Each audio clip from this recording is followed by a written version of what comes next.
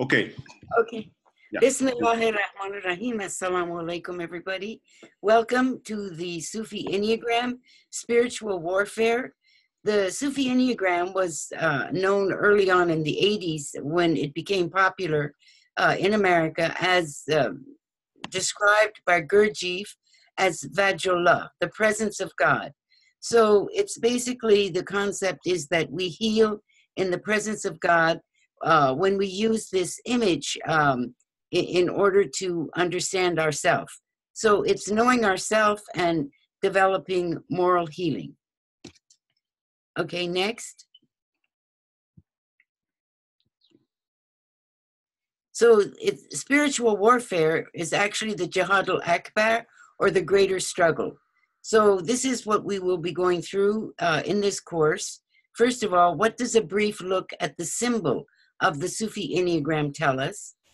Second, what is tradition? Third, what is traditional psychology? 4, how does one heal?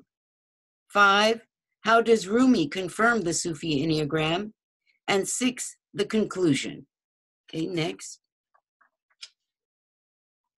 So what does a brief look at this symbol of the Sufi Enneagram tell us? For this, we need to use our imagination and try to understand the symbol as a part of ourself. But we're going to look at it as a piece of architecture, but it's actually within ourself that we're going to be describing the basic elements of architecture, or what are sometimes called the grammar of architecture: the space, the shape, the surface, color, and matter. These are the 5 elementary principles of architecture, of traditional architecture, that we're going to be looking at briefly. If there is time, or those who are interested, perhaps the other course called the Sufi Enneagram Spiritual Sign basically is all about the architecture of the symbol. But here it's more about the psychology. So next. So the concept of space.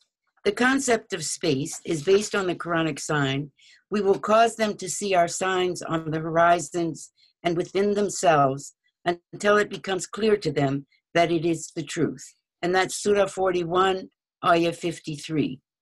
There's a correspondence between the macrocosm, or the horizons, and the microcosm within themselves, and each contains 3 divisions: the body, the soul, and the spirit. We can also call this the self. The self contains, in the traditional world, the body, the soul, and the spirit. So the Sufi Enneagram, or Vajullah, contains the manifest in its correspondence with the revolutions of Saturn and Jupiter, which we won't be studying in this course, but we see in the other course, and the hidden, which is a placeless space that, let's see, has a direction towards the center, and it's a sign of moral healing. So what these 2 drawings represent is that if this is our body, and we're using our imagination to look out through the universe, through our soul, to the Spirit of God, which at some point is, for instance, some kind of an end point, a circle. We don't know where it is and we can't describe it, but from our body, we look out through our soul towards the Spirit, and that's called the Zahir, the manifest. At the same time, in the traditional view, what's more important is the hidden world, the world within ourselves. So in the hidden world, the circumference becomes our body. And from our body, we look within through our soul, our nafs, to our ruh, or our spirit. And you all know that, of course, nafs is a feminine noun and ruh is a masculine noun. So it's, in a sense, our body, whether we are male or female, all contain a masculine and a feminine principle within us. Next. So now we begin first with the concept of space. We notice in the Sufi Enneagram symbol, that all of the white here inside the circle, that is the space. And then the shape is, of course, the circumference. and then this which is known as the line of the spirit. And we'll discuss the line of the spirit in detail as the concept of shape. So moral healing occurs, moral healing occurs within the Sufi Enneagram when one senses where one is on the sign. Where am I on this symbol? Seeing the sign as a container. This is a container in the same way my body contains my soul and my spirit. It takes an accounting of one's moral virtues and vices, or positive and negative traits, by becoming familiar with the inner place, this inner place. Place, or makon, does not have a tangible existence, but exists in the consciousness of the beholder, who visually perceives physical boundaries, while the intellect perceives the soul and the spirit as contained within the boundaries. So this is, again, the idea of the Zahir, of the Batin. This is like our body, and inside our body, we have our soul and our spirit. And then how do they relate to each other, giving us a sense of place that we're going to be studying. Next. So the concept of shape, we saw it on the previous diagram as the line of the spirit, which we'll discuss in detail. But we also see what shape also means in the traditional world. And it's geometric expressions. These diagrams are geometric expressions of the 3, the 6, and the 9. The equilateral triangle, this one obviously, expresses 3, and then doubling the 3, inverting the equilateral triangle upon itself, becomes 6, or the hexagon. And 3 times 3 is 9, or the Enneads. And that's where, of course, the name of the Enneagram comes from, meaning 9 points, whereby each of the 3 equilateral triangles reflect the symmetry of the other, showing multiplicity in unity. Or Vahdat dar Kisrat is another way of expressing it. Okay, next. And then we come to the concept of surface, because we have a surface as our body, and architecture certainly has a concept of surface, whether it's they use stucco to make, or tiles, or something to decorate the surface, or leave it just brick, or paint it, whatever. But there is a surface concept that's important as one of the elements of architecture, and also one of the elements of the Sufi Enneagram. So this is a miniature of a mystic in a garden. The sign of the presence of God is similar, that is the Vachola, the Enneagram, to a Persian miniature in being 2-dimensional. So it's important that the miniature was just 2-dimensional in the same way that the Sufi Enneagram is 2-dimensional, because the 2-dimensional surface physically delimits space, crystallizing the earthly cosmic space, while intellectually guiding the soul to higher planes of realization. So what this means is, when we look at a 2-dimensional image, for instance, this Enneagram, then the 3rd dimension is what we bring to it, what our imagination sees in it. And that then makes it become alive. So it needs to be just 2-dimensional in order for us to participate in it and understand it in the way that we personally might understand it. The law of perspective is one based on natural perspective, whose geometric laws were developed by Euclid and later by Muslim geometers and opticians. The 2-dimensionality transforms the plane surface to a surface depicting grades of reality, and it guides to an intermediate world with its own space, time, movement, colors, and forms, the world Muslim philosophers of Persia have called the imaginal world. But it's Muslim philosophers in the Islamic world have called the imaginal world. So the very important within this tradition is the role of our imagination. It's not something that we should take lightly, but it's called imaginal and not imagination, because it relates to a higher plane of being. We relate our wujud, our existence, to the existence of God, who created us and gives us our sustenance. So we're always interdependent on God. And therefore, that's what when we image, when we, in the imaginal world, understand the Persian miniature, we're understanding it as it relates to the spiritual world. Okay, the next. Then we come to the concept of color, which is so important in architecture. Now, the Sufi Enneagram, and even the Enneagram as shown, as developed in the West, doesn't have color, which is an interesting study for someone to do as to maybe it does need color, maybe it doesn't need color. But schemes of 7 colors dominate the spiritual methods of some of the mystical orders. For instance, the Khalwatiya Sufi order, they're, depending on what color they're envisioning after they're in a state of khalvat and in a state of wuzu, they then and reciting the divine names, when they get into a state of what's called a hal, then they begin to see colors. And the Sufi masters in the Kobravi order in particular has very important distinctions for whatever different colors that a disciple might be seeing, to be able to interpret where they are on the spiritual path. But in this image here, which is an idea of a color wheel, white, black, and sandalwood, white, black, and sandalwood form a group of 3 colors, complemented by a group of 4, which is the blue, red, yellow, green, and yellow. The group of 3 symbolizes the spirit, how the spirit moves, while the group of 4 symbolizes the qualities of nature, the 4 elements of nature, which we'll discuss in just a minute. So in this image, which is based on a poet named Nizami, his poetry, his book is called Half Peykar, or 7 Portraits, you might say.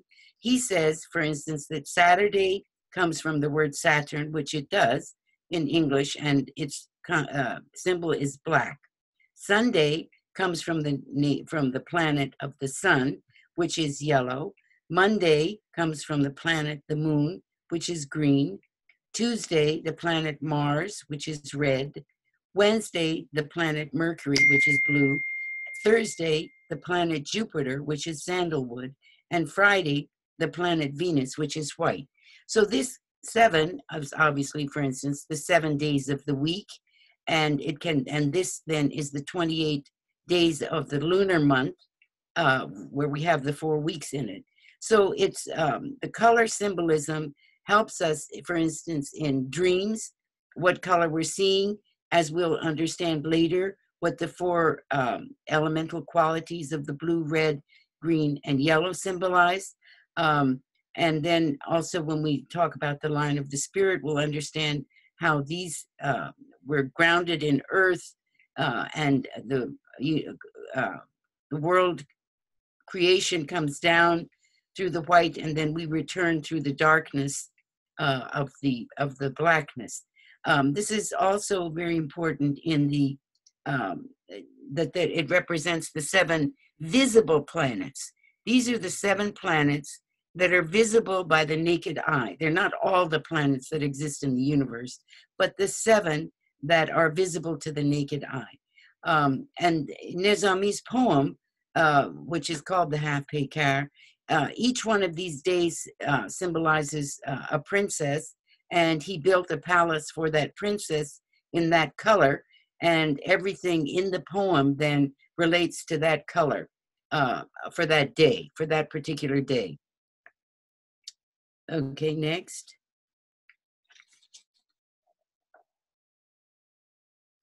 So here, this is the 5th element of the architectural understanding of the Sufi Enneagram, and it's the concept of matter, which is physical material, which obviously is part of architecture and is very much a part of the Sufi symbol.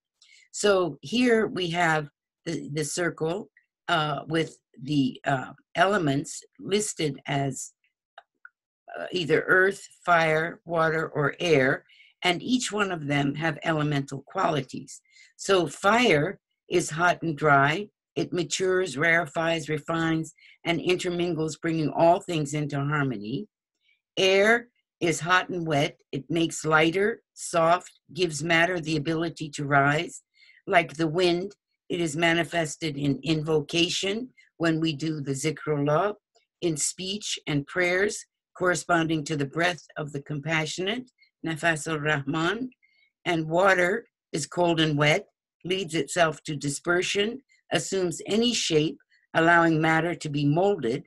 And earth, dry and cold and dry, is dense, passive, heavy. Its geometrical symbol is the cube, and in nature, it is considered the cosmic mountain, Qaf. So we see, and we will, how this is very important. Within the Sufi Enneagram, we don't become just one number, which it is, so this is one of the differences with the way the Enneagram is used today, but at any point in time, we could be any of the numbers. And this whole concept of the four elements of earth, air, fire, and water, and their elemental qualities of cold and dry, hot and dry, cold and wet, hot and wet, is very important within the traditional world, and even in, for instance, in the medicine of the, whether we're talking about Ayurvedic or Chinese or Abyssinian or Majusis, whatever, the traditional medicine speaks of these four elements as forming what are called the humors. And we'll see more about the humors as we go along.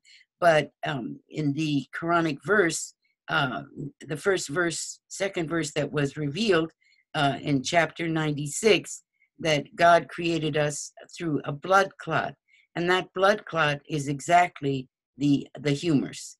All of these, the humors that we'll talk about, all have these four elemental qualities.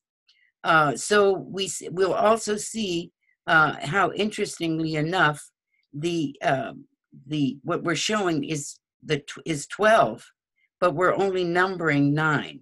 So the 3 that are not numbered are these 3, which this is one line, this is one line, and what's this one? So we're isolating this part and isolating this part by this threefold division of the self. So this threefold division in the Sufi Enneagram, and this is where it also differs from the Enneagram of, for instance, Oscar Ichazo, this is the head segment, or the segment of what we'll learn about is called wisdom, where we try to gain wisdom, our rational self, our nafsa natighe. These two together form our nafsa amare, or our animal soul, this side being, for instance, affect, and this side being behavior. And this we'll know more as we go along. But it's very interesting that these, when we put on the elements onto the 9, there are 3 that don't get included from the 12 zodiacal signs down to the 9. And that's water, cold, and wet. You see water, cold, and wet, water, cold, and wet. And we'll see a very important Quranic verse that actually tells us why these elements are separate from the others. Okay, next. So the Sufi Enneagram follows the traditional concepts of space. We saw the manifest and the hidden, the container and the contained, shape in numbers and geometry, surface in 2-dimensionality, color relating to the 7 days of the week, and 7 planets visible to the naked eye, and matter, and the 4 elements of earth, air, fire, and water, and their natural qualities of hot, cold, wet, and dry. Okay, next.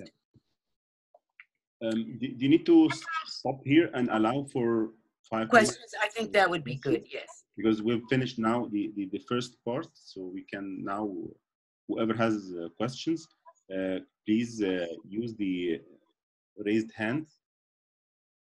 أسئلة يا جماعة.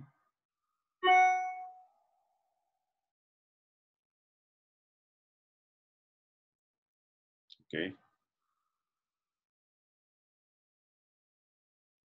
Okay. No question. Shall we move forward? Okay.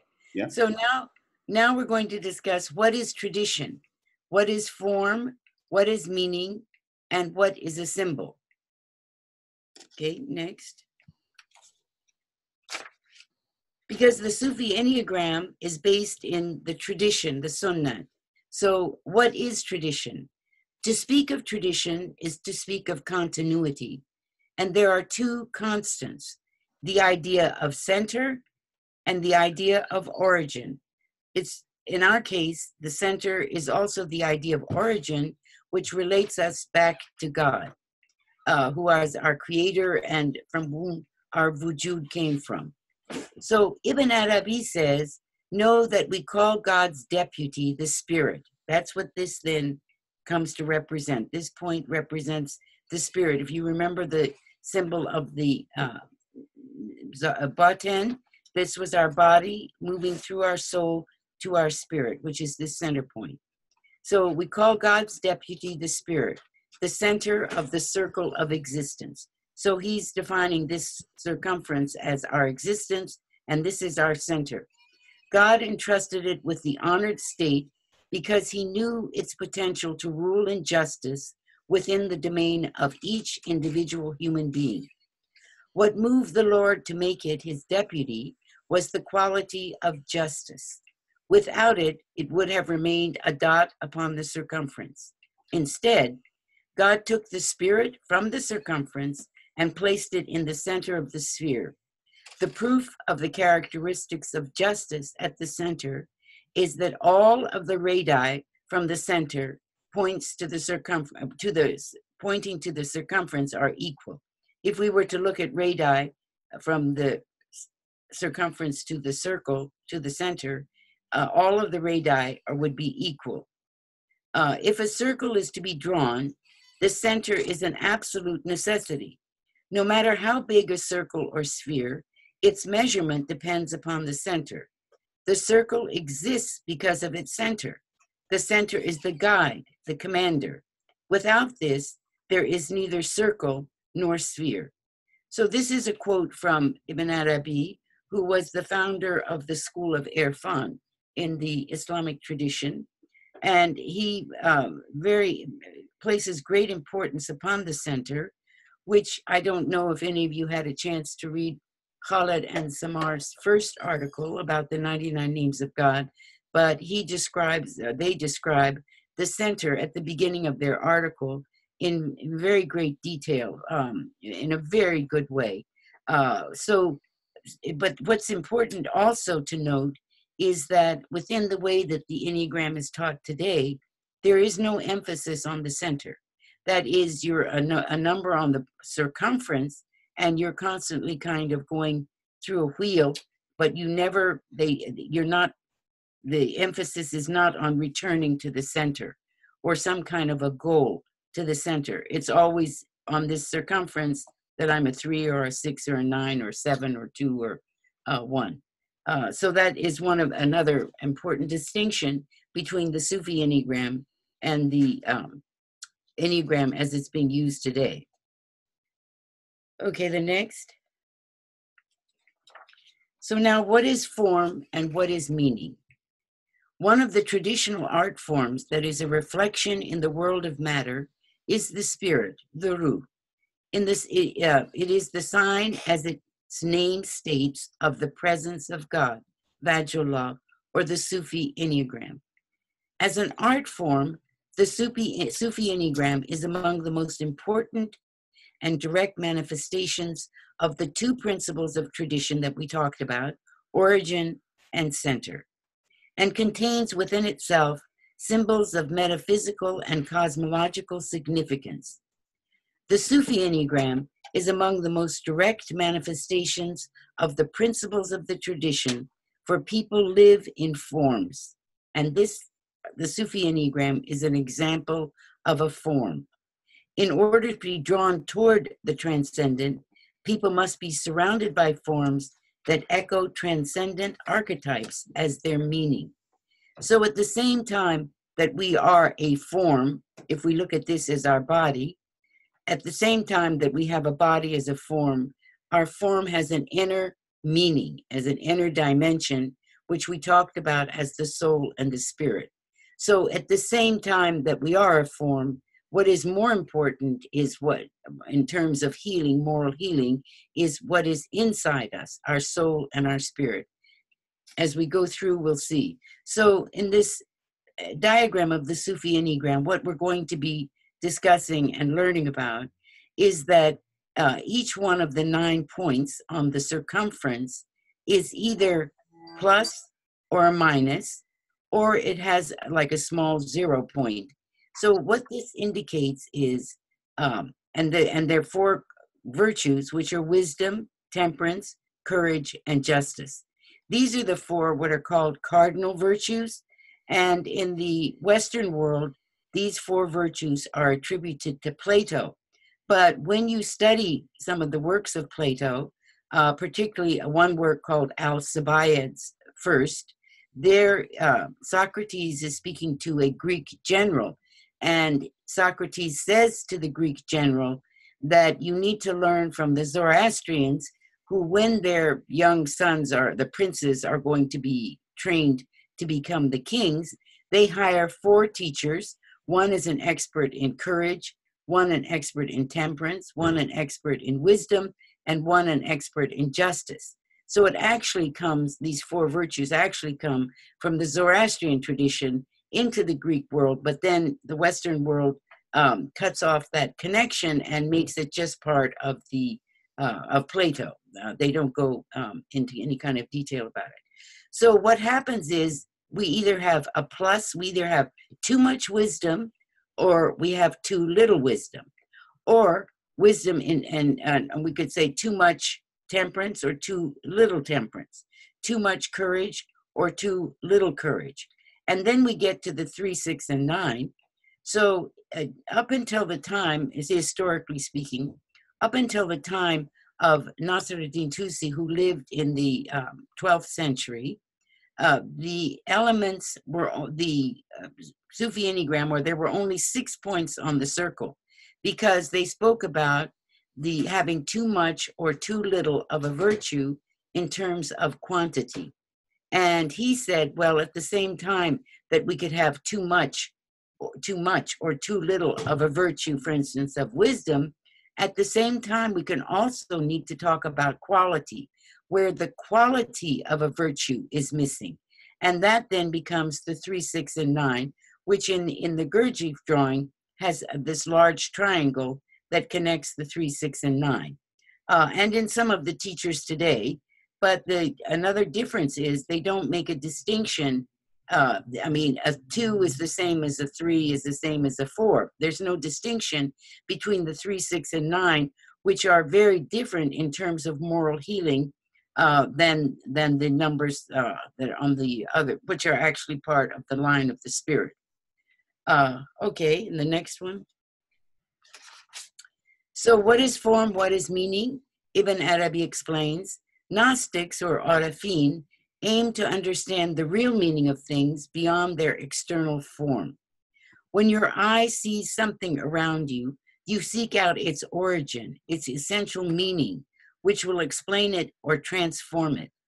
When the eye of the heart recognizes the divine qualities, the Ism al-Husna, manifested in something, it also recognizes the equivalent inside of us. That thing is no longer outside and separate from us, but is known to have become a part of us. We then name it from among our names. So we have our body, for instance, which is a form, and then we have the radii leading to the center of the spirit, which is called understanding a meaning. So when we meet someone, for instance, for the first time, we see their outward form, but we're also looking for their meaning, the meaning within them as they're trying to express themselves to us. So a form, it's very important that a form have a meaning. We know, for instance, today, there are different schools of Islamic thought and different ways of interpreting Islamic thought. And there's one school which is ultra, you might say, ultra conservative, or the Wahhabi school of thought. Now, they are complete literalists. Everything is just literally exactly what it says. That's what it is. And there is no meaning containing in whatever that form is. So when they look at the Quran, for instance, they only look at the literal meaning of it. They don't look that it may have 7 levels of interpretation or understanding and so forth and so on. So this is very much a part of Sufism, that every form has a spiritual meaning, has some kind of a meaning, because it's that meaning that connects us back to the spiritual world and back to God. Whereas our form is part of the material world or the world of creation. The meaning comes mainly from the world of the command, the world of Amr, rather than the world of creation. So this is basically the importance. And when we look at it, we can also look at the same concept as this is the law. For instance, the Islamic law is the form, and the meaning is the way. So this would be the Sharia, and this would be the Tariqa, the way. And then from the law to the way, we learn about the Haqiqa, the reality, which is the center. And reality is with a capital R, which means our relationship to God. Okay, next. So again, we're trying to understand more about what is form and what is meaning.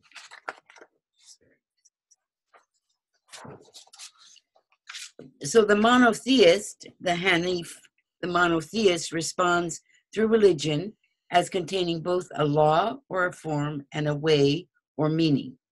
The law contains the principles and practices that regulate human behavior as individual or member of a society, while the way concentrates on the inner meaning of things, the way being the tariqah, the law being the sharia.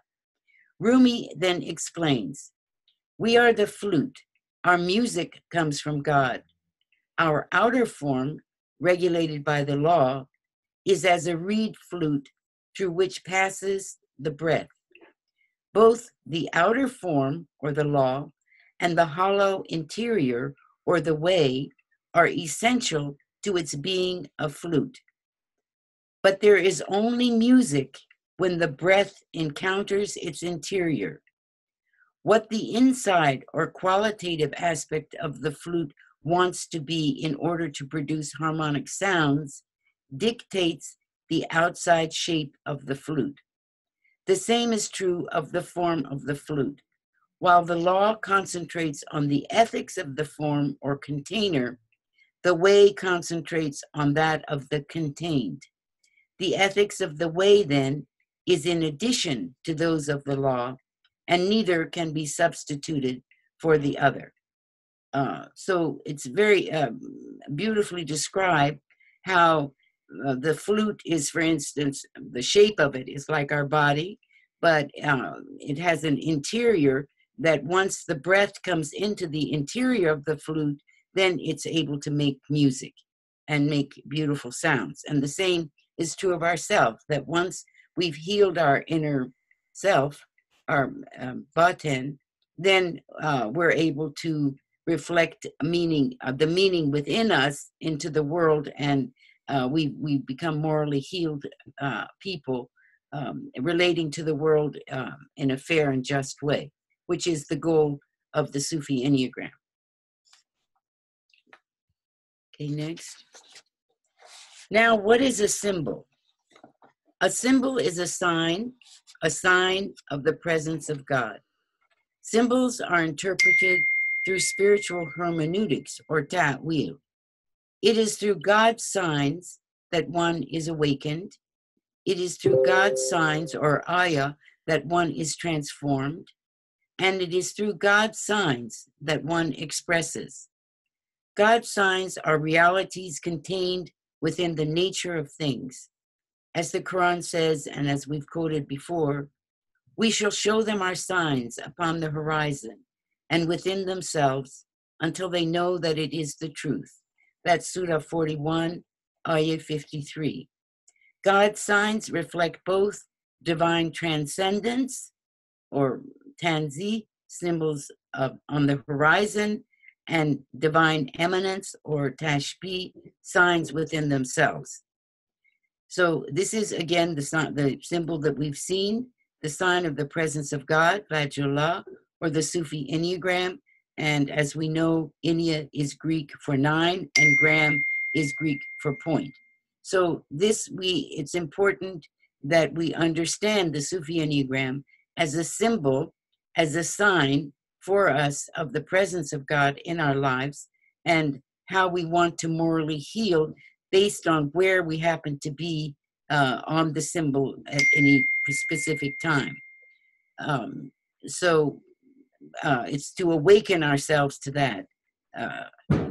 For instance, when we say that God's transcendent at the same time as he's eminent, this is a paradox among the Sufis that some say has an answer, some say it doesn't. You just need to accept the fact that at the same time that there is nothing comparable to God, at the same time God is closer to us than our jugular vein. So at the same time God is transcendent, he's also eminent. And then how do we reconcile the two? Are they reconcilable? Becomes a question that philosophy has devoted a lot of time to. Okay, next.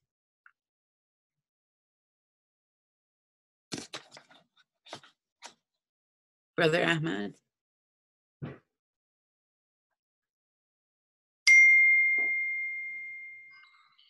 So the Sufi Enneagram incorporates the most important elements of tradition, center, and origin.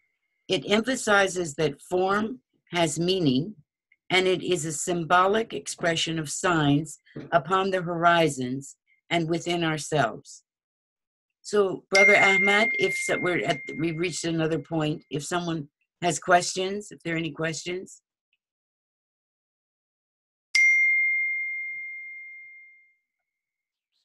Samar Al-Gamal, go ahead. Hello, Dr. Leila. Thank you, Ahmad. This is Samar, Dr. Leila. I have a question related to the actual Enneagram symbol, the Ichazo one. So on your draw picture, 2, 3, and 4 would correspond to 8, 9, and 1 on the modern one. Yes. Yes. Yes. They put Oscar Ichazo and actually Gurdjieff as well.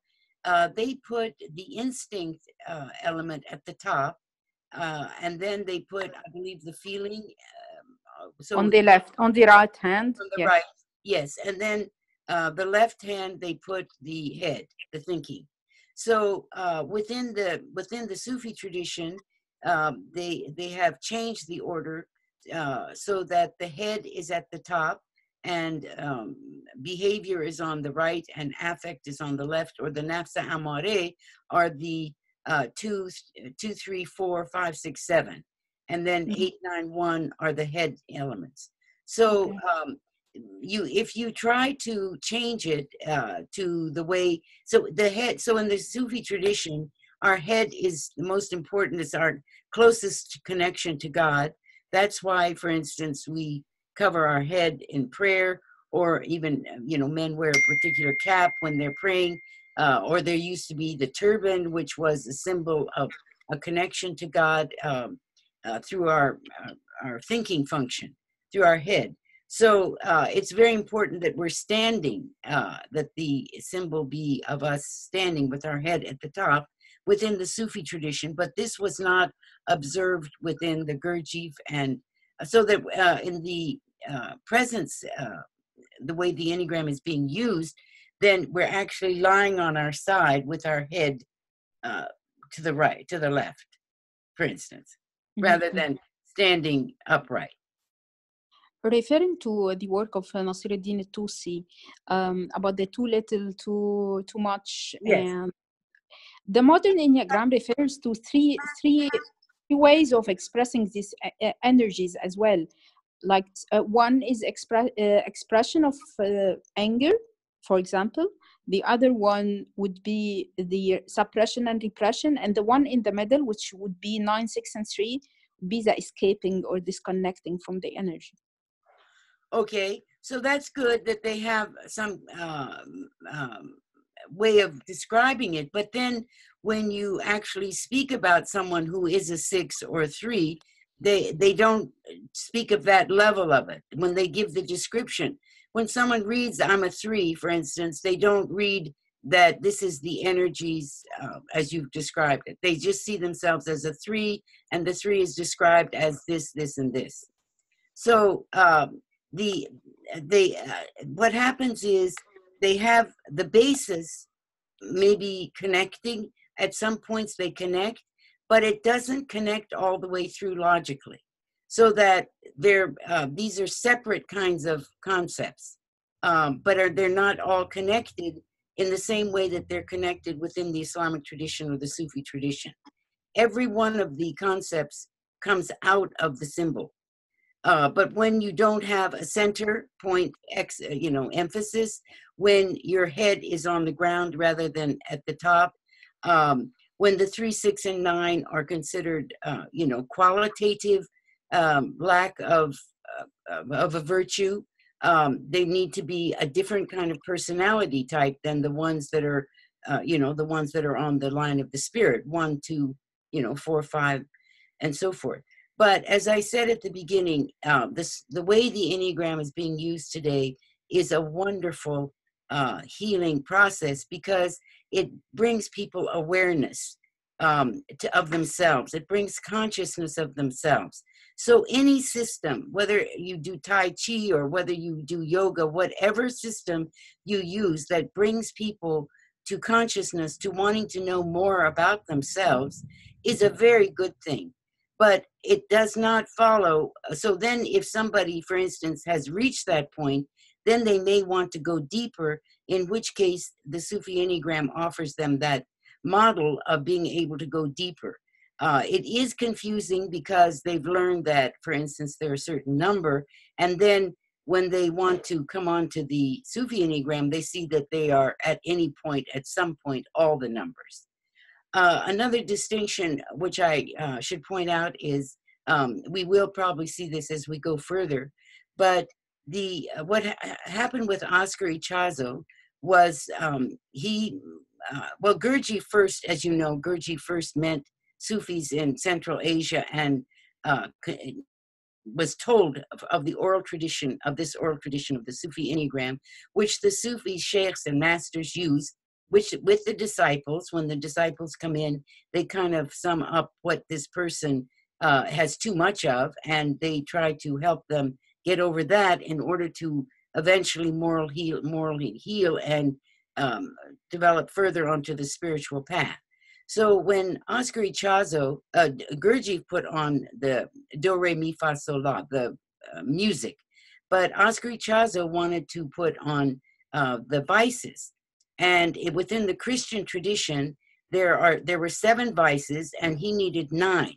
So he added lust and anger, whereas within the traditional world and the Sufi Enneagram, lust and anger are the nafsa amare, the quvvat shahvaniya, and the quvvat qazabiya. I'm so sorry, my pronunciation is terrible. I hope someone can help me with the pronunciation, but I hope you understand what they are. So the nafsa amare consists of these 2 things.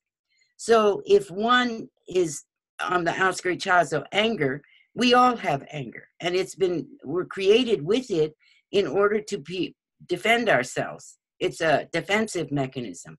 And we all have lust, because if we didn't, then society wouldn't continue. So they're 2 good things, but we can overuse them and have too much or too little or not at all of them, in which case, we then need our nafsa natighe to overrule our nafsa amare, or to discipline our nafsa amare. So this is what happens when you have an idea, but it doesn't follow through logically to all of the different elements. Then, but as I said, it's good at the beginning. It's a very good beginning. But from that, you need to go forward into something deeper if you want to morally heal. And as a last example, I'll give you I used to go to the International Enneagram Association conferences.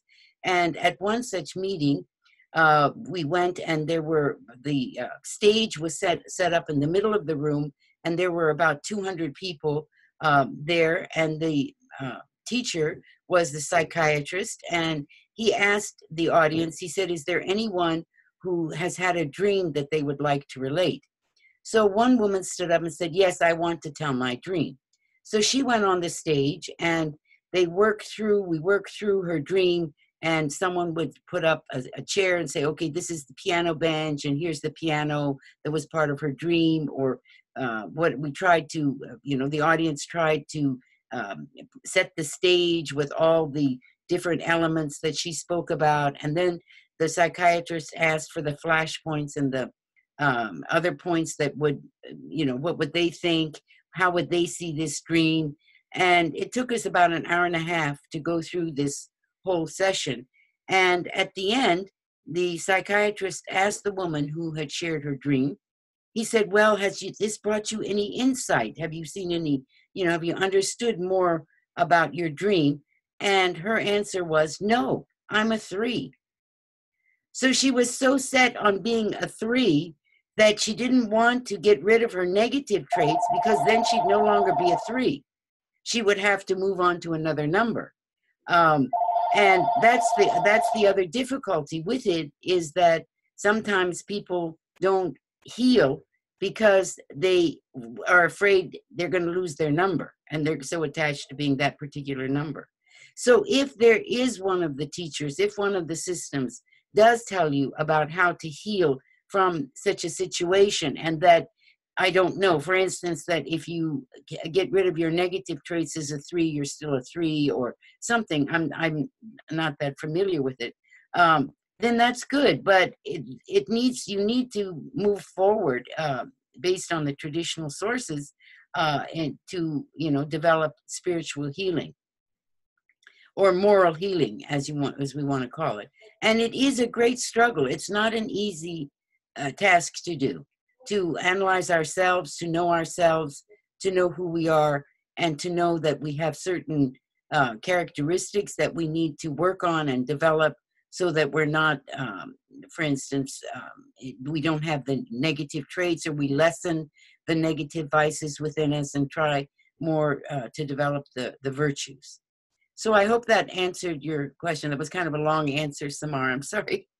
No, it's okay. Yes, it does. And I have another question from what you just said about moving from a type to another type, when you told the story about that lady in the IEA conference. So in the Sufi Enneagram, one would move from a type to another. We can change our type, or Yes. we go up and down, I mean, from the unhealthy to the healthy level within the same type. No, you move. We're within the Sufi Enneagram, we are all at any point in time one of the 9 numbers. For instance, when I become, my anger becomes inappropriate, then, for instance, I'm a 5. But then, when I'm faced with a situation where I become cowardly, then I'm actually a 2. And then when I show, for instance, envy, I'm an 8. So you're constantly moving through all 9 vices and trying to, there are different levels, we'll get to it, levels of trying how we heal, so that you develop the virtues rather than, and you're able to let go of the vices. But we'll get to that a little bit later in the course.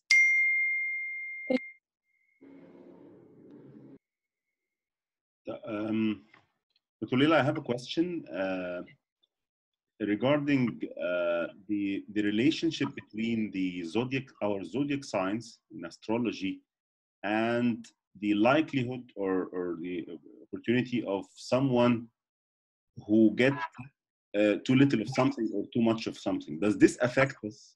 I mean, our zodiac sign, does this affect someone that makes him vulnerable, for example, on the wisdom triad more than on the affection triad or something?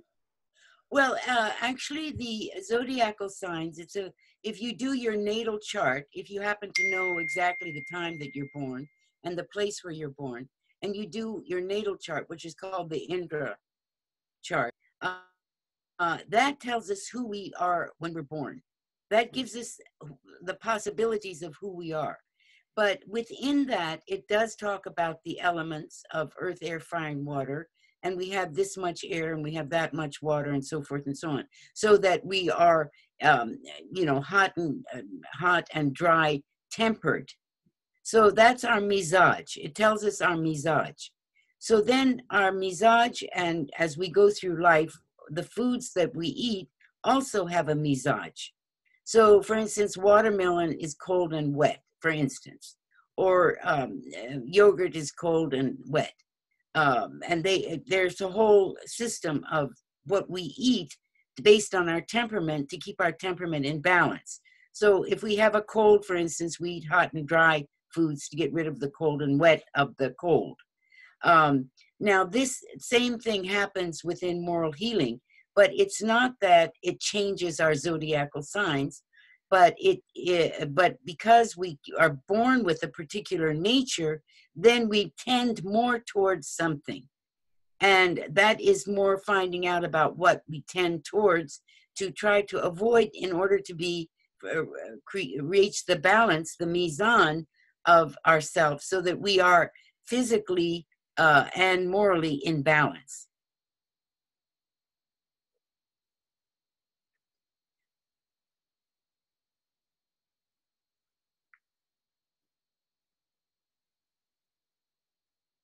Hello? Dalia? Ayuh. Okay, go ahead. I have a question, Dr. Leila. Actually, they're two in one.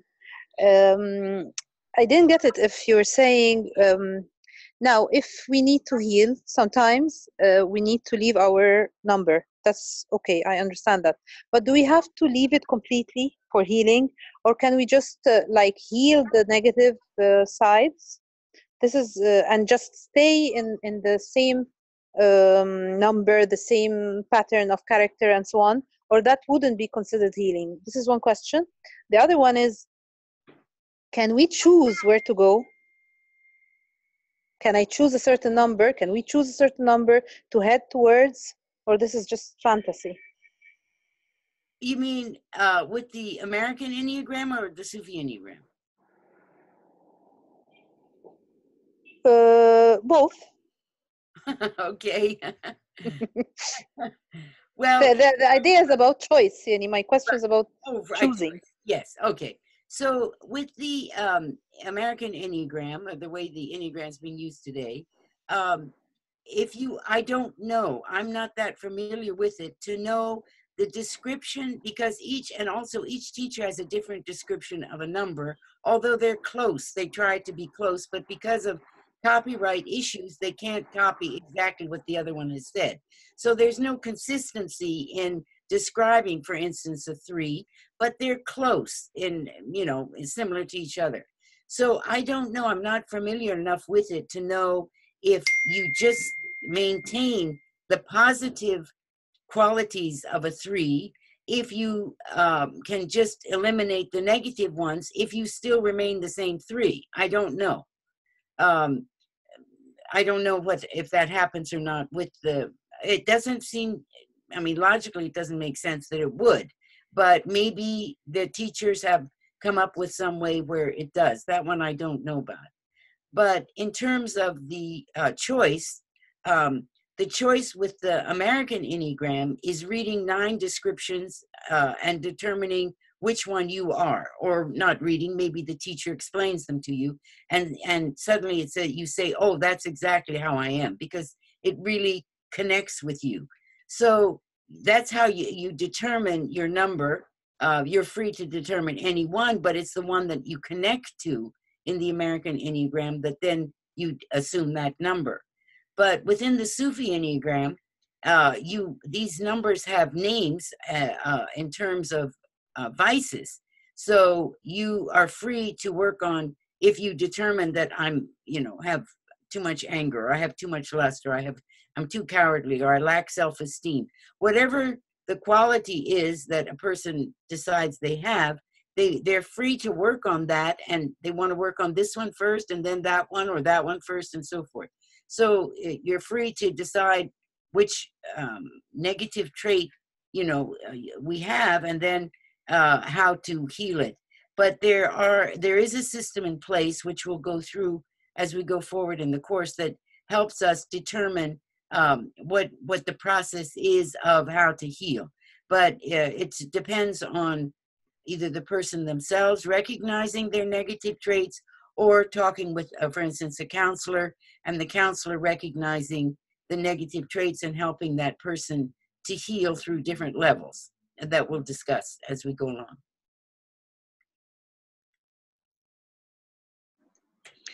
Okay, got it. Thanks. You're welcome. Any other questions, Noah?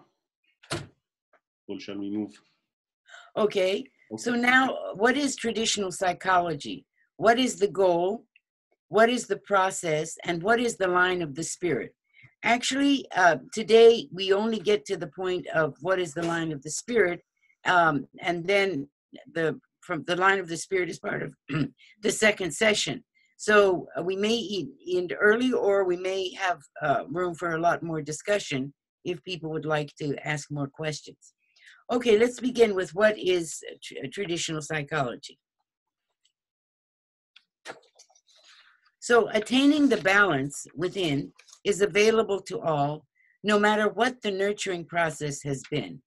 That is, God created us with the ability to morally heal within ourselves, so that we cannot say on the day of judgment, well, I never found the right teacher, or I never found a means to morally balance, I never, so forth and so on. He sent the Quran, he sent the prophets, he sent so many messages and guidance, but mainly to attain balance is what our goal, and that is available to all. So it's a question of hearing the call. It's kind of sometimes described as hearing the call. So, and the call is when we become conscious of our place in the universe. And this is what I mean by the American Enneagram. It may be that when people come to it, they suddenly become conscious of their place in the universe. So it's a very good thing that it brings them to that point. It's what happens after that then it differs. The differences occur, and it depends on how deep a certain person wants to go. Maybe they're satisfied with just knowing what number they are. Maybe they want to know more, in which case they would, have other alternatives, ways of discovering more. So as Ibn Arabi says, if you respond to the call and someone asks you, well, what validity is there in the path that you follow? And then you ask them in turn, what is the proof of the sweetness of honey? They will have to concede that the proof of the sweetness of honey is only in the tasting of it. And this whole tradition is really based in zauq, or tasting, and that means experiencing something. So this is all an experiential knowledge, that we actually have to experience things for ourselves rather than necessarily someone telling us, what to think or what to do or what to feel. It only stays with it when we experience it ourselves. This clearly describes what a qualia or ilm laduni is, something that can only be understood by direct experience. We human beings are the highest form of nature in its mode of operation, or we could say God's will. Why? Because we have consciousness. Consciousness was given to us when God blew his spirit within us, bestowing free will and a conscience upon us. Free will and a conscience upon us. So this is reference to this God blew his spirit is reference to the Quranic verse when God blew his spirit within Adam. And then he called forth through the covenant in Surah 7, verse 172, he called forth the children of Adam and their generative organs and asked, am I not your Lord? And we all, as children of Adam, responded that Alasto Berabikum, yes, you are our Lord. So when God blew his spirit within us, he gave us free will and a conscience. And within our consciousness, we accepted that covenant with God, which is that surah, that ayah, and the trust of nature. As trustee, we are responsible to complete and perfect our human nature. So our conscience is our nafsa lavame. That's what the Quran refers to as our conscience. Our consciousness is the nafsa mulhame, which is the heart within the Quranic, the spiritual heart. Because as the Prophet said, the heart is not that physical shape within your body. It's the inspired self, the inspired soul. And the covenant is, as I said, chapter 7, verse 172. And the trust of nature is the amanat that God gave us, so that as khalifas, we are responsible to complete and perfect our human nature. That this is the goal for which God created us, and he gave us the means to do it. So it's now up to us to become conscious enough of it in order to want to heal and to better ourselves. So what is traditional psychology? Traditional psychology arises out of the science of ethics. As Samar had read, for instance, the works of Nasruddin Tusi, or if you read the Ilm al-Akhlaq of Al-Ghazali, or his Ihya Ulumuddin, which is all based on akhlaq, or any of the great early philosophers, they talk about, who've written on the Ilm al-Akhlaq. This all comes from there. This research and everything I did is from there. So it's welcome anyone who wants to read more about it or understand it better and so forth. The science of ethics is a branch of what is called practical philosophy or practical wisdom or practical reason, hikmat al-amali. So it has different names, but it's the practical side, the application, the action side of our abilities. And practical philosophy is concerned with our conscience, our nafs al-awwami, and our free will actions. So we know that we have iradeh, but at the same time, we have ikhtiyar. Our ikhtiyar is our free will. So the iradeh is a will, for instance, that causes animals or to move, or plants to digest food or to grow. But the ikhtiyar is only given to us as in the human form when God blew his spirit within us. And because the word ikhtiyar, the origin of it is khair, so our free will is to choose the good. And if we choose, if we choose the bad, then we are submitting in a way to just our natural iradeh, our natural willpower, which we share with animals, rather than moving towards our human self.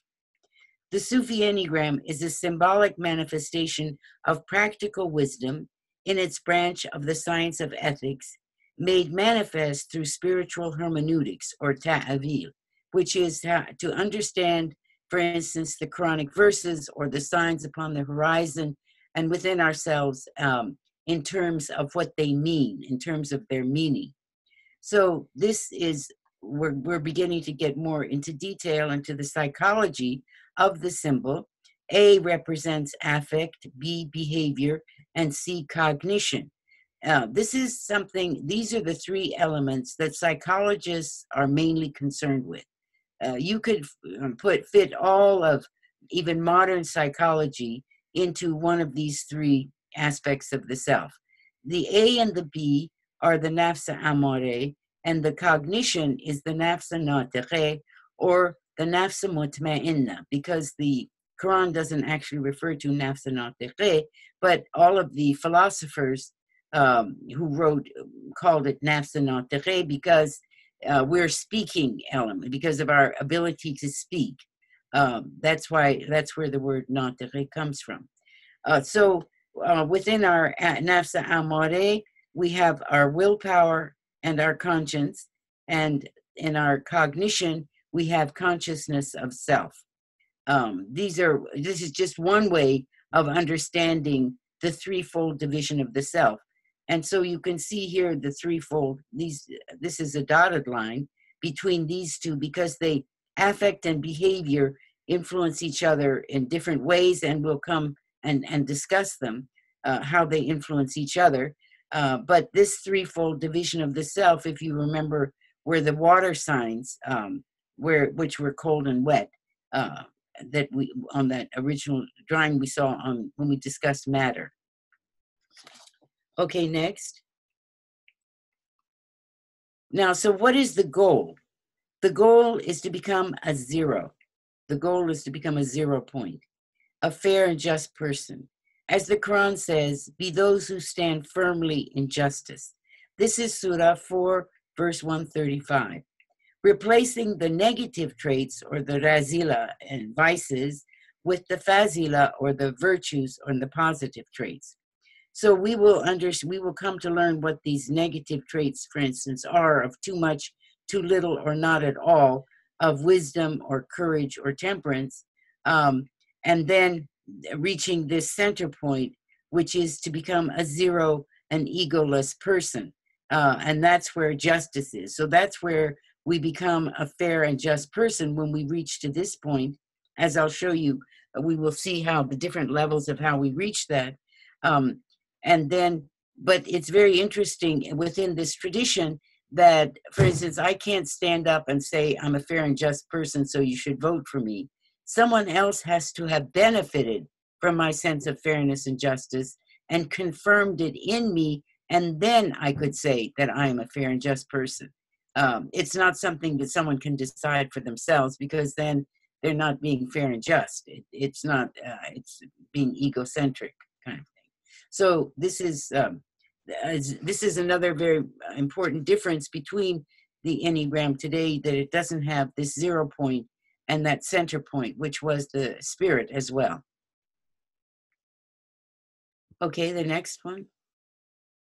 So what is the process? Whereas the mystical dimension of Islam is most often described as a spiritual journey, that's usually how Sufism is described. The moral dimension is described as a struggle, or the greater struggle, as I've said, the Jihad al-Akbar, the struggle within. The Sufis describe the greater struggle as a struggle between reason, our cognition, and the passions, which are the nafs al-amare, our affect and our behavior, for the attention of the heart. So there are different levels as we go along. You'll see different levels. Sometimes the center point, we talk about it in terms of its geometry. Then sometimes we talk about it as this is the place of the spirit within ourselves, as Ibn Arabi did. Sometimes we talk about it as our spiritual heart. So it's, but it is all of these things at different levels of how we're speaking about things. So this whole system has levels of understanding. It's not just one point. It depends on whether we're talking about psychology, or whether we're talking about biology, or whether we're talking about other, different sciences.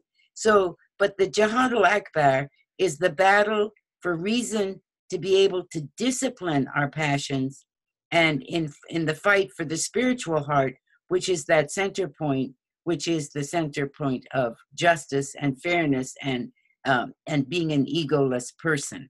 This is the whole concept of moral healing, is when we're able to discipline our passions, our nafs al-amare, consisting of our affect and behavior, and they're in battle together for the spiritual heart.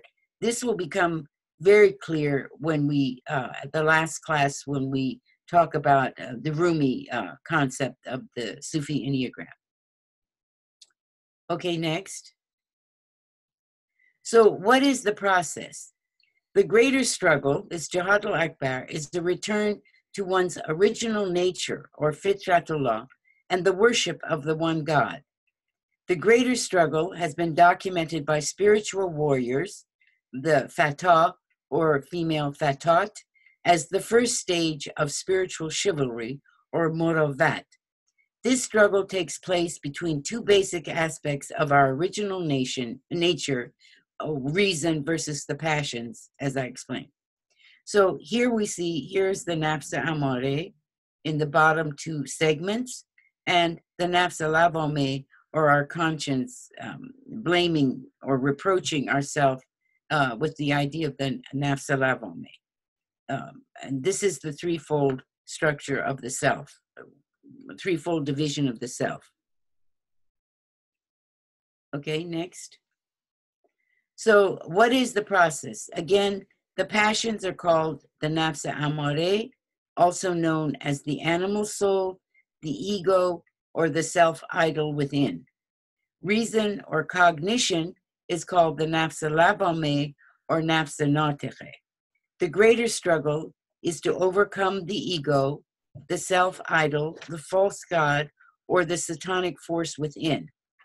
And it's a difficult struggle, strengthening our consciousness, our nafsa mulhami, to control our free will, or ikhtiyar, and our conscience, or nafsa lavame, to serve God instead of our ego. It is to, as the Sufis say, die before we die, which is to die within this world to our immoral self before we biologically die. As Rumi says, when the blossom is shed, the fruit comes to a head. When the body is shattered, the spirit lifts up its head. The fruit is the reality. The blossom is its form. The blossom is the good news. The fruit is the blessing given as a reward for it. Or again, as Rumi says, can bread give strength unless it be broken? So, in other words, how are we going to be able to get the strength that we need unless we break down our egotistical self? Okay, the next one. So what is the process? Now we're going to understand the threefold division of the self. And as Samar pointed out, and as we've said, this in the Western Enneagram, this is the head, this is the feeling, and this is the instinct. But within the Sufi Enneagram, we're standing straight. So this is our cognition, and this is our behavior, and this is our affect, or the ABC of the self, which are the major elements, as I said, that psychologists are concerned with. And it's also very interesting that even if you tried to put if you tried to put the behavioral or instinctive aspect, which is here, you have this, you can't draw the same drawing. So that the instinctive one, in the way the Enneagram is being used, is the crossing of the lines of the line of the spirit. So this is the most important element, which within the traditional world is obviously our reason, our akal, or our cognition. Okay, the next one. Now, when I was speaking about different levels, this is an example of how we talk about things at different levels and how it becomes confusing, because we have to know not just one name of something, but we have to know the levels of the names of something, depending on from our perspective and our point of view, so that we know at what we're talking at the same level to each other about something, and naming it, rather than thinking that this is something different than what we're actually talking about. So, for instance, when we're talking at the spiritual, we're talking about cognition, or a behavior or affect. So at the spiritual biological level, this cognition, God has given us cognition in order to preserve the eternal possibility of self. That's why we were given consciousness and reason, as opposed to all the rest of nature, animals, plants, and minerals, and planets, and so forth. Whatever, none of the other elements of creation have the ability to preserve the possibility of being eternal, the eternal self, which only when we're speaking at the spiritual biological level. When we're speaking of behavior at the spiritual biological level, it's called preserving the individual. This is why we were given this idea of lust, of anger or behavior, is in order to preserve ourselves as individuals. So that this Enneagram and the traditional psychology and the science of ethics, it's very important. And that's where the anger element comes in, because if someone invades our territory or threatens our self, then God has given us this ability to be able to defend ourselves. So it's kind of a defensive state in the spiritual biological sense. And this side, or affect, in the spiritual biological sense, is to preserve our species. And this is where lust is, the quvvat shahvaniya, and this is the quvvat qazabiya, this is the nafs natiqah. So this quvvat shahvaniya is we need in order to preserve our species. So preserve the species, preserve the individual, preserve the eternal possibility of self, when we're talking about these elements at the spiritual biological level. When we're speaking at the psychological level, there are two different ways psychologically to speak about them. We can speak about them as cognition, behavior, or affect, or we can speak about the exact same thing as intellect or aql, as avoidance of harm or pain, which is our defensive mode, or attraction to pleasure. So when we talk about the quvvat shahvaniya, it's our attraction to pleasure. And this usually includes lust and food and sex, their main attractions to pleasure. But of course, when it gets out of balance, then it becomes, pleasure, other kinds of pleasures that are not necessarily required by us, but that our ego, for instance, wants for us to have. So at this psychological level, then we have cognition, avoidance of harm or pain, which is our defensive, and our attraction to pleasure, which is basically our offensive aspect of self. So then we want to talk about it at the physiological level. At that level, we're talking about our brain, we're talking about our heart, and we're talking about our liver. These are the three physiological levels about which the tradition talks about the original energies that were given to our soul for us to animate ourselves. Now, if we talk about the cognitive level, the cognition is capable of consciousness. Of course we are. Our mind is capable of consciousness, and that we're the only elements that are capable, only created creatures that are capable of consciousness. But our behavior is called pre-conscious. And what that means is that we can discipline our behavior. We can discipline it if we train it, or we change it, or we change its disposition and so forth. So it's pre-conscious. It's on the verge of becoming conscious, depending on how we relate to ourselves and how aware we are of wanting to change, for instance, our behavior. Our affect is unconscious. This is mostly our emotions.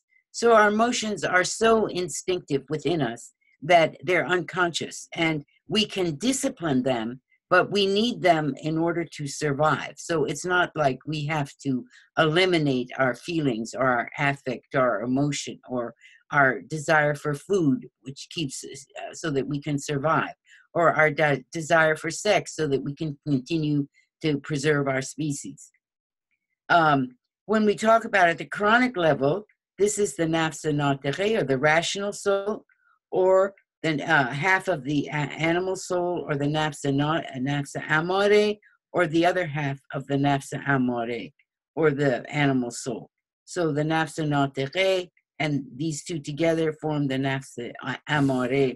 or we can also speak about it in Quranic terms as our reason. And there we talk about it as aql. The cognition is our aql, our reason, ability to reason. This behavior, we could talk about it as nahi and al-munkar, or preventing the negative, which is our defensive mode, or amr bil-ma'ruf, which is to counseling to the positive and trying to do the good. Okay, the next. So what is the process? Again, we get to, sorry, just trying. The process is to replace the negative traits with the positive traits in traditional psychology. So we've seen that the positive traits are these 4 virtues called wisdom, courage, self-esteem, or temperance, depending. Wisdom, which is hikmat, shuja'at, and temperance is ifat, or adl, which is justice. Now, through this course, we only give like 1 description or 2 descriptions of each one of these virtues, but they have many, many subcategories. If you read Nasiruddin Tusi or Al-Ghazali, they tell you many, many subcategories for characteristic traits of somebody who has too much wisdom or too little wisdom or too much courage and so forth and so on. But just to connect the idea of the virtues, these 4 virtues, to the Quran so that we see that it's part of our tradition, Al-Ghazali interprets the Quranic verse, chapter, Surah 49, ayah 15, according to these virtues. And it says, the ones who believe are not but those who have believed in God and his messenger, and they were not in doubt. And that's a sign of wisdom. And they struggled with their wealth. That's a sign of ifat, or temperance, and themselves in the way of God, which is a sign of courage. They're the ones who are sincere, or who are fair and just. So very often the Islamic world is criticized by the Western world that, we took everything from the Greeks, early Greeks, and we didn't really have anything of our own. And the true story is that, first of all, the early Greek texts, all of them, whatever survived, was translated into Arabic early on in the 8th and 9th centuries. And if they had not translated those Greek works into Arabic, they would not have survived because the Greek texts were lost. So then these Arabic texts were sent onto Europe and translated into Latin, and so that the Western world learned for the first time what Greek knowledge had been from the Islamic world and from the Arabic language. This is why there came to be the thought that everything came from the Greeks. But in the passage of the ideas from one language to another, very often what the Muslim scholars and philosophers and scientists did was not affirmed by the West in the same way that they affirmed the Greek heritage, because they felt they came from the Greeks. And so they weren't interested in what the Islamic tradition brought. But there's many very important influences of the Islamic world on the Western world. For instance, Ibn Sina's Canon of Medicine, the Qanun fil Tibb, that was translated into Latin in the 12th century, and it was the only medical textbook for 600 years in Europe. So this is just one of the examples of the importance of the Islamic world and what it contributed to the intellectual tradition. But we ourselves have fallen behind in expressing the importance of our early scientists and our early philosophers and scholars. And so we accept what the Western world is telling us as if we had no history or culture of our own. Therefore, it's very important to recognize that whatever the Muslim scholars accepted from Greek scholarship, that they then took into our culture and our civilization, that first they found connections in the Quran. They first found confirmation in the Quran that was and anything in the pre-Islamic times that did not go against the idea of Tawheed or the oneness of God was accepted into the Islamic tradition. So that's why we could have works from Plato or Aristotle who were considered to be monotheists, as opposed to some of the other Greek writers who were polytheists, for instance. So, but it's because it was confirmed in the Quran that it was then adopted into the Islamic tradition.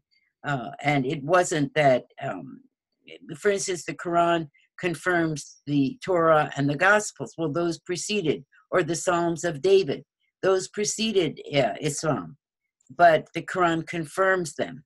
So it's always important to, in the traditional world, to seek confirmation from the Quran, which this verse particular of Al-Ghazali confirms that these four virtues are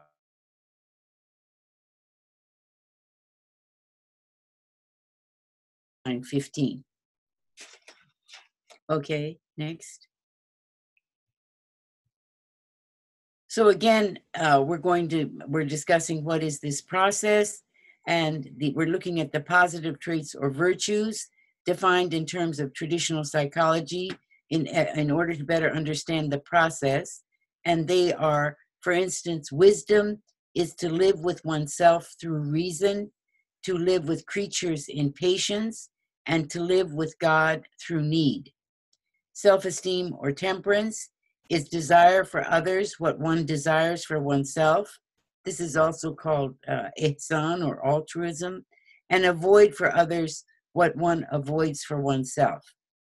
Courage is trust in God, not to blame others for a defect that one knows comes from oneself.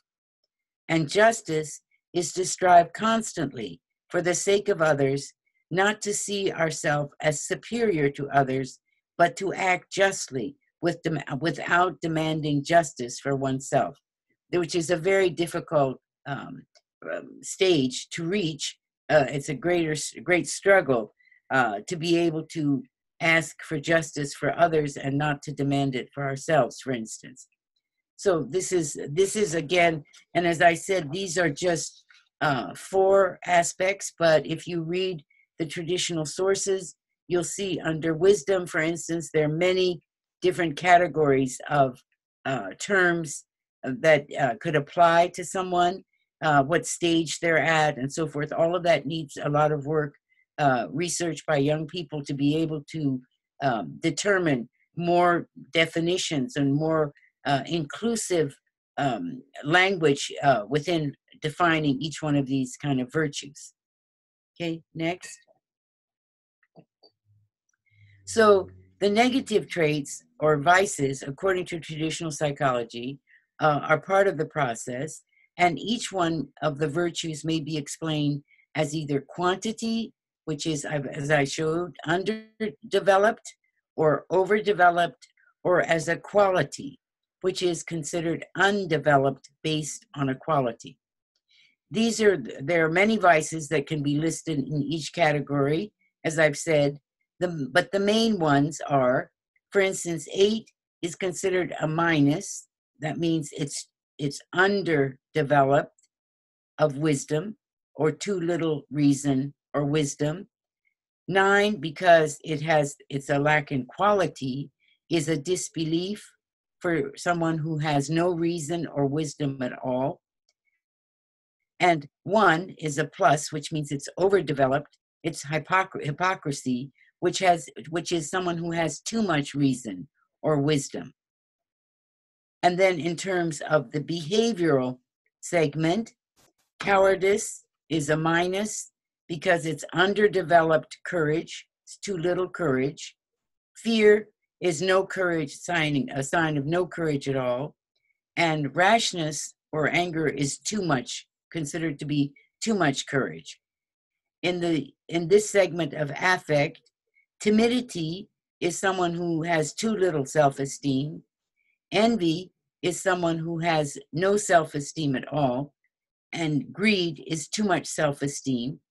In terms of envy, it's important to notice the distinction between jealousy and envy. With jealousy, we want what someone else has. But with envy, we not only want what someone else has, but we don't want them to have what they have. So it's a further development of a negative trait. And all of these are considered moral traits, which have many, many subcategories that can be developed and understood. Okay, next. So when we look again, as I said, much of the tradition, much of the history of what we're trying, science, needs to be confirmed by the Quran, or at least understood if it's part of the Quranic verses. So we look at the word 9 within the Quran, and we find, because this is what Enneagram means, an Enneagram, and we find in chapter 17, verse 101, it says, and certainly we have given Moses 9 signs. Or in Surah 27, verse 12, these are among the 9 signs to Pharaoh and his folk. Truly, they had been a folk, ones who disobey. And in Surah 27, ayah 48, and there had been 9 groups of persons in the city who made corruption in the earth and had not made things right. This is very close to, that is, in other words, 9 groups who committed deeds of depravity all over the land and would not reform. Well, when we look at this as our individual selves rather than 9 groups, we're looking at ourselves as 9 groups within us, possibilities. And we do the fisad fil ars, we corrupt the earth by our, for instance, moral behavior. So that then is one of the, these are confirmations in the Quran about the concept of 9. Okay, next.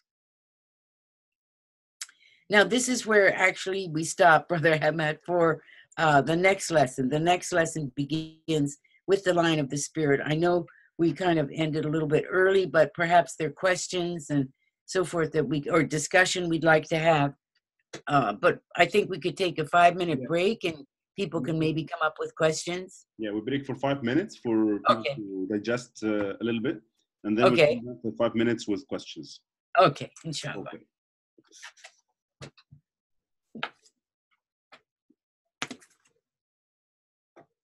لو تحبوا يا جماعه فليب باك للسلايدز بحيث ان احنا عايز يفتكر الحاجات اللي هو محتاج يسال فيها.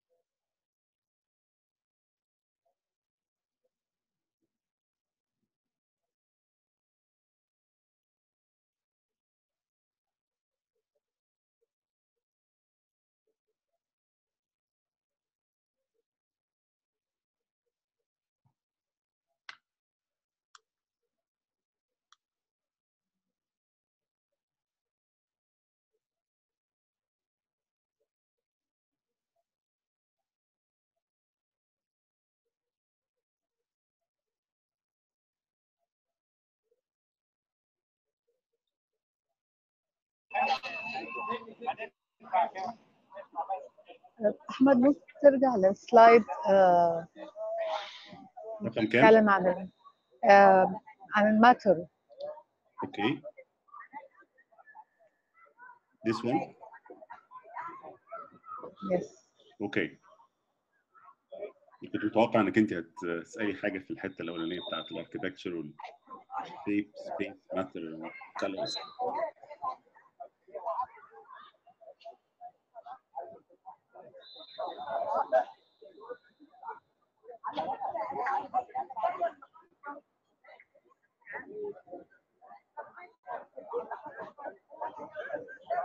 انا بس مش فاهمه ازاي الارقام ظهرت، مش عارفه ده ليه اجابه. الارقام يعني يعني بلس، يعني -5 او دي بلس 4 تحت مثلا، يعني مش عارفه دي احنا محتاجين نعرفها ولا دي معلومه مش. ما هي البلس والماينس هم يعني plus is too much of the device, minus is too little. يعني ايوه بس يعني الارقام نفسها ازاي اتحسبت؟ بتتكلم على ال 1 2 3 4 كده. ماشي مع الدايره، يعني ماشي مع ال اوكي. يعني هم 9 بوينتس على 9 بوينتس. 9 بوينتس مترقمين كويس.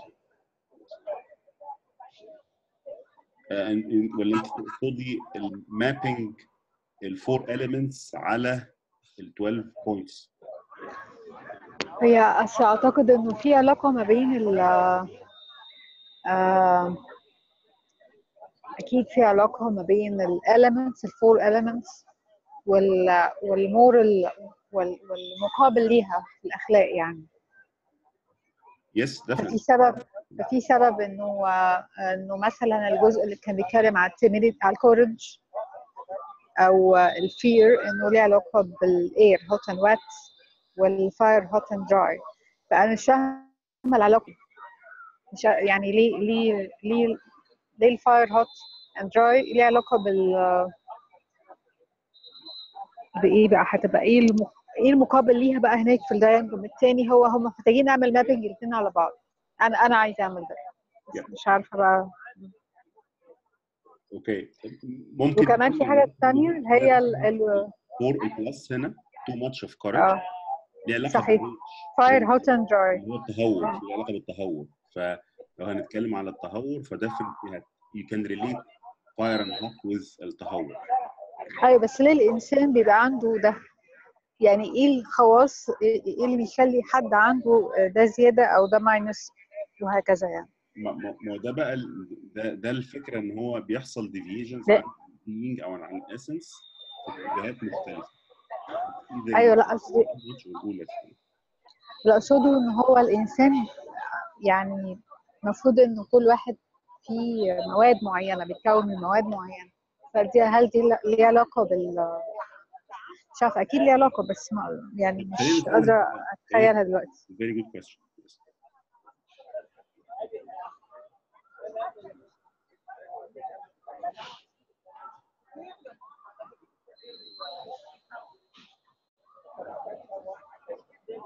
هو السؤال الدايجرام ده 3 dimensional، يعني لو ده سفير هنشوف شكل تاني صح؟ هو 3 dimensional بس مش ضروري كوره يعني. عامل زي يعني هو تقدر تبصي له على هندسه الوصفيه يعني. ممكن يبقى سبايرال بمعنى انه لو هنتكلم عن الانيجرام في التوبولوجي اللي هي الويسترن انيجرام ممكن نبص له ان هو سبايرال جوز اب، بيحصل ايفولفنج على كل نقطه.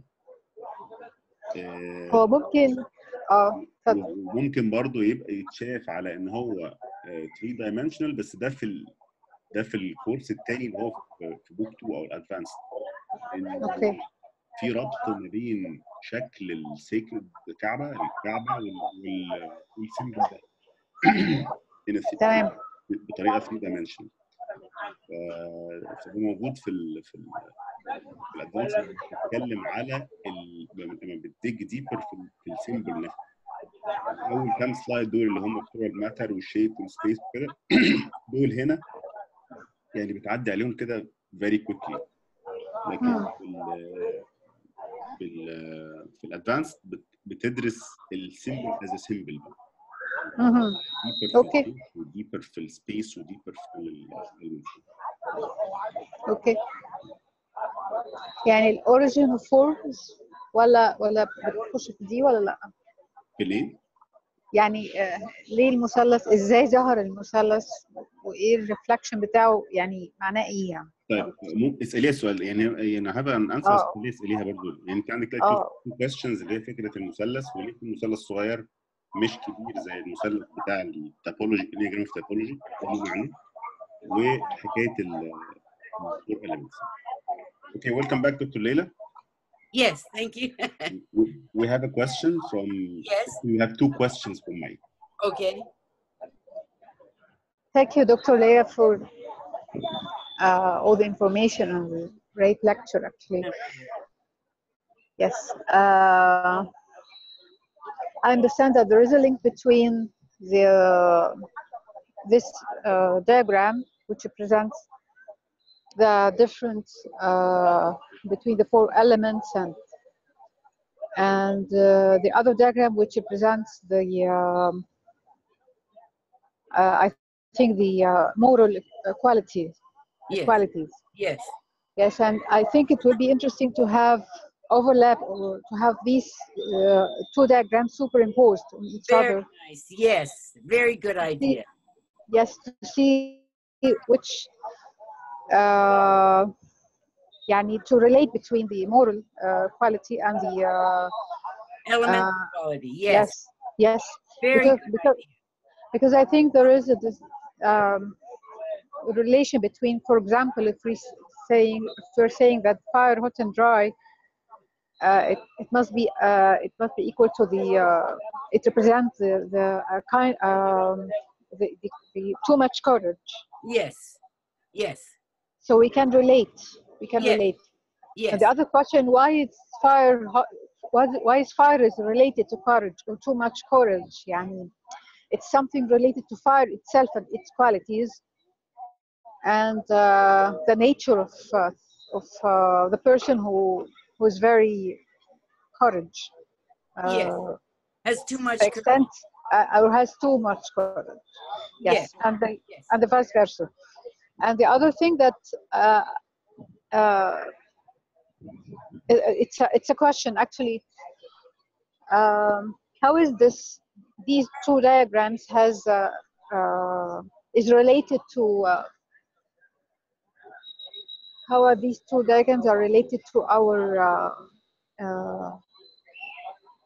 I don't know how to describe it, but it's like you know what, I believe that everyone has a composition of several memories.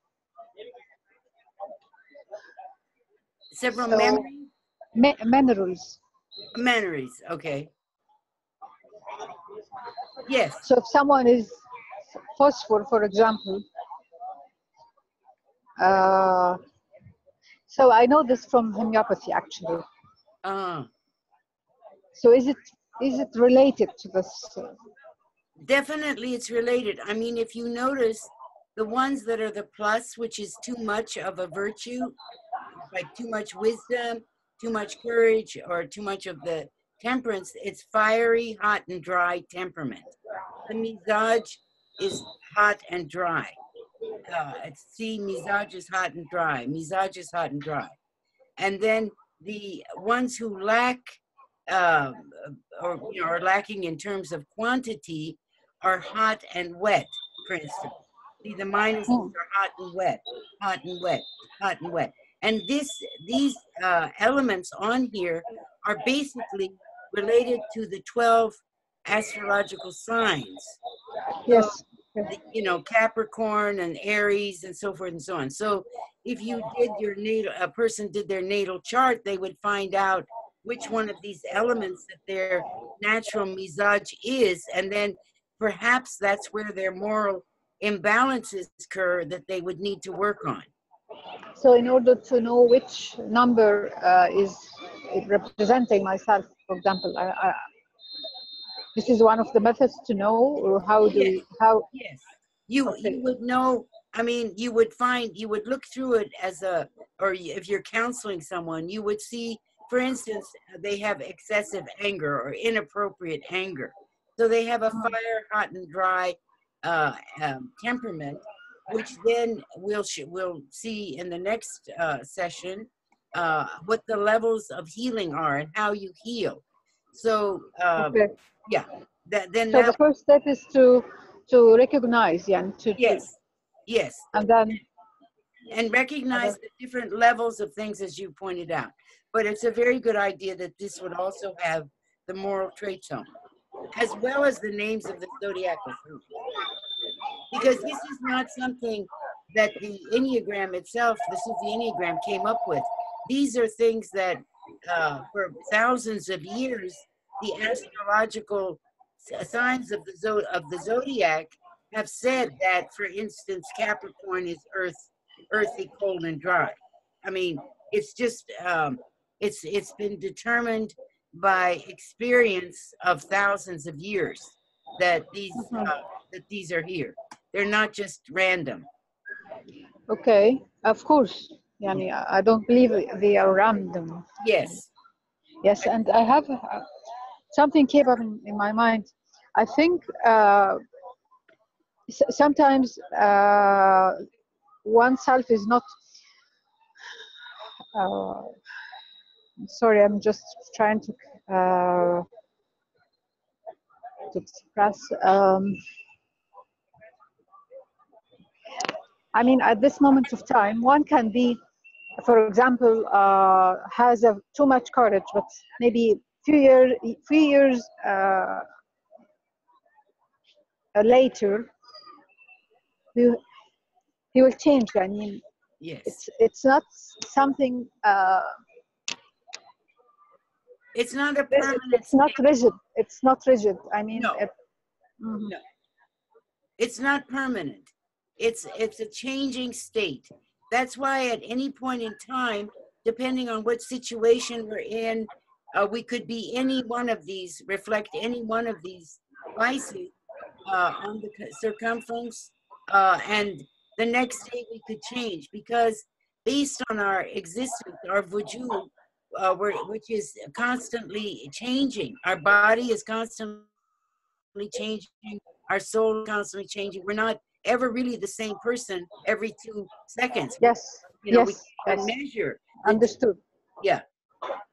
So no, Yes. it's not permanent, and it may be some point in time, and then, you know, through counseling session, you find out, well, why was it that I was that way at that time? And, you know, was it the relationship Yes. I had?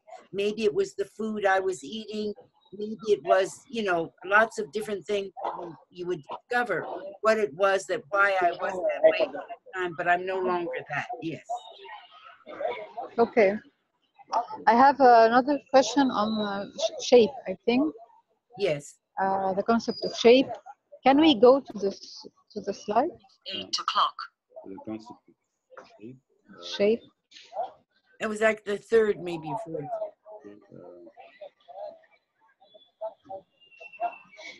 Sorry.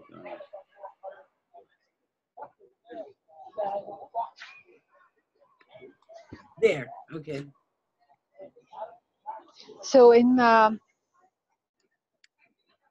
your book, I think it's the Sufi. Yes. You described how the triangle. What is the representation of the triangle? What it represents in reality, and then is this? Are you going to go deeper in the meanings of shapes and how they were originated?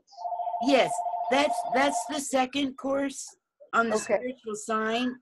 We go into detail of all the different numbers and what their geometries are, because it's considered geometries are the personality of numbers.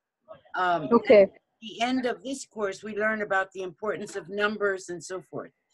Because there is a very important subject you have mentioned, and I think in 2 slides after this one, which is the space. It should reflect meanings. Yes.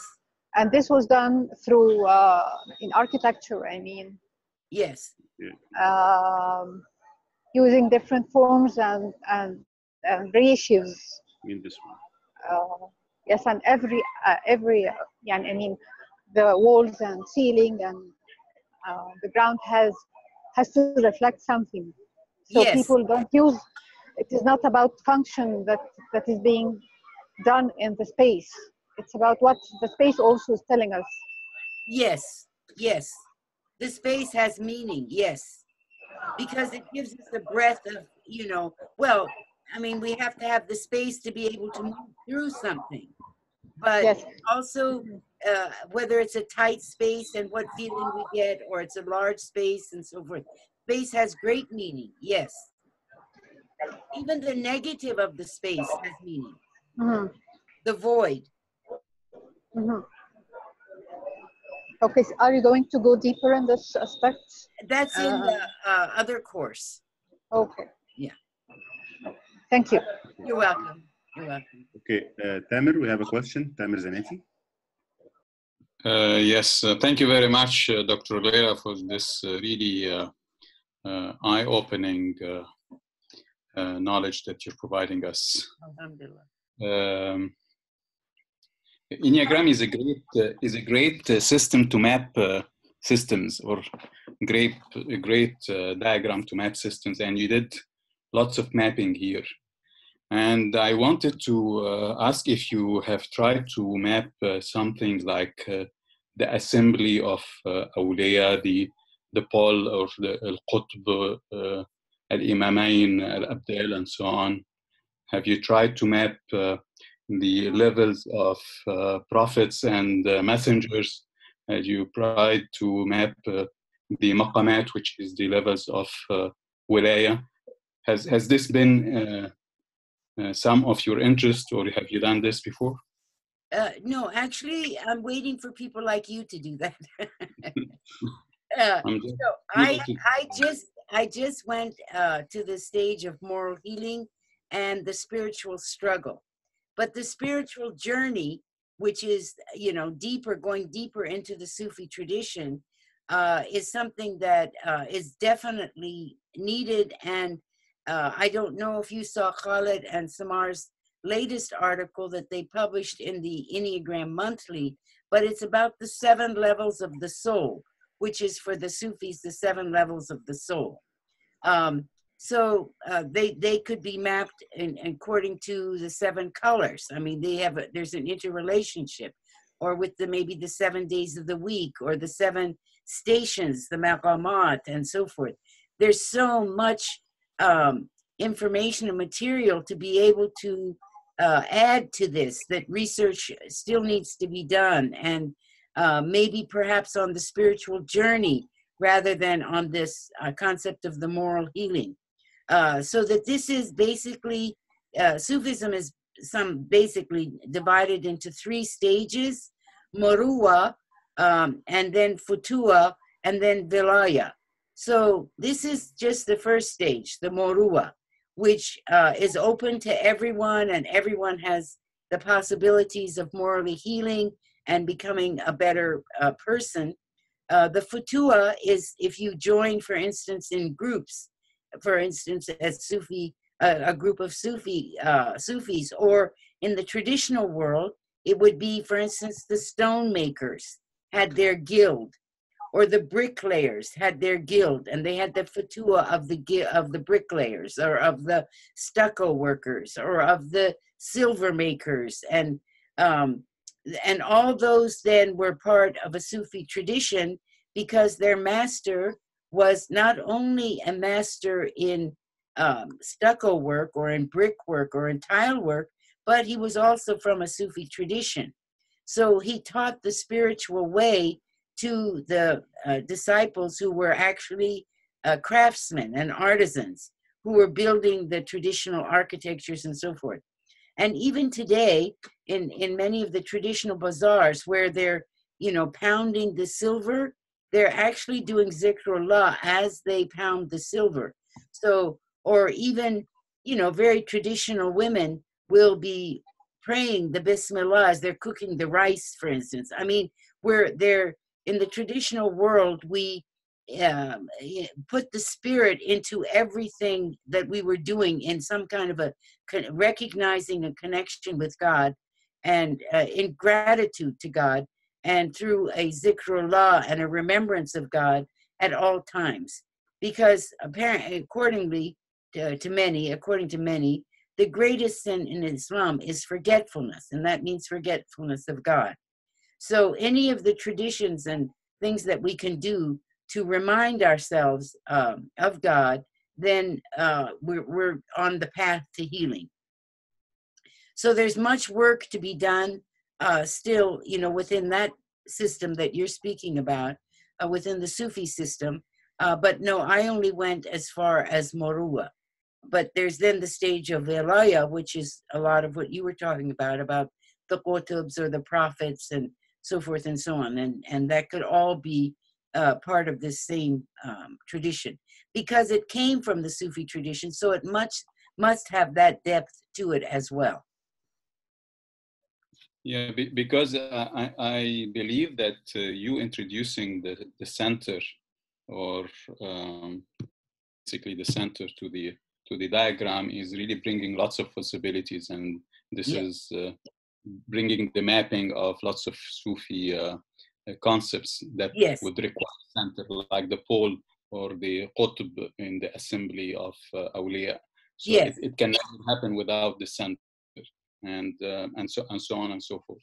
Yes, and you'll see later in the maybe the last class of this session how it relates to the divine names, the Asmaul Husna, and to the system of Abjad, and so forth and so on. So there are many elements to it and ways of connecting and mapping things from our traditional world. It's a very unique kind of symbol and representation of ourself and our inner self in terms of psychology, but also in terms of different methods and traditions that we have. Yeah, excellent. Thank you very much. You're welcome. Thank you, Tamer. Dalia Daul, next question. Dalia, go ahead. I was wondering if we go back to the elements. The elements, okay. Yes. Sorry. Okay. I've had my natal chart done, and funnily enough, my my chart is mostly almost 50-50 fire and water, with some air and then earth. In that case, what would that mean if we're applying that? Would it be, in that case, I would be hot and wet because I'm fire and water mostly, or would I be dealing with challenges and qualities related to fire, hot and dry, and water, cold and wet? Yes, well, it would be that you're sometimes one and sometimes the other. Okay. Yeah, and that, so your mizaj is, you said you're both fire and water? Well, it's almost 50-50. My dominant is fire. I'm a Sagittarius. So my dominant is fire, but I have a lot of, but when I look at the chart as a whole, it's almost 50-50 fire and water. Okay, because at the beginning of that Indra chart, it does tell you what the elements are. So it was 50-50 fire and water. Almost, yeah. Yeah. So the when on the Enneagram, when we do that, say if we look at it in terms of the Enneagram, the water, cold, and wet elements are not part of the Enneagram. They're separate, and we'll learn later in the other course why they aren't part of this. That we can go how we go from 12 to 9, but because the sign that you are is basically a hot sign. So it would show that you have probably more of a hot and dry mizaj, and that you need to be moving towards more cold and wet. But if you have that, both of them, then you're pretty much in balance. Okay. Yeah, if you have 50-50, you're pretty much in balance. And so whatever you're doing is good because you're maintaining your balance in terms of what you eat and, you know, your moral sense and so forth.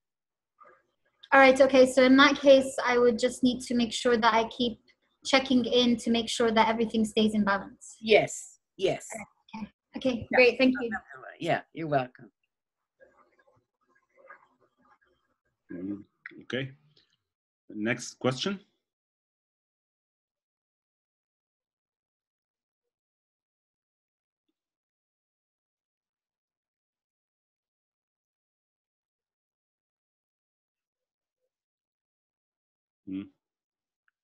Okay, apparently we don't have any other question.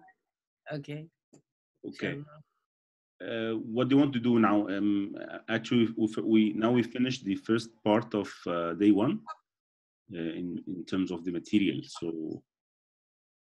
So tomorrow we start part 2. Isn't tomorrow, right? Yes, tomorrow. Yeah, tomorrow at 6 o'clock. Yes. Yes. So inshallah we do part 2, and you know, people maybe they have more questions by tomorrow. We could start with any questions that anyone has tomorrow, and then go forward from there.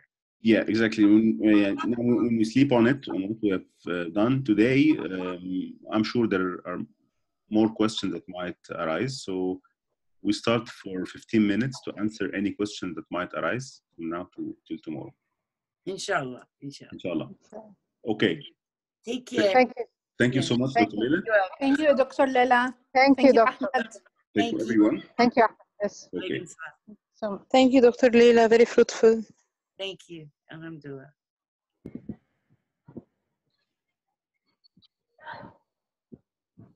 Okay, bye-bye. Thank you. Bye. Bye-bye.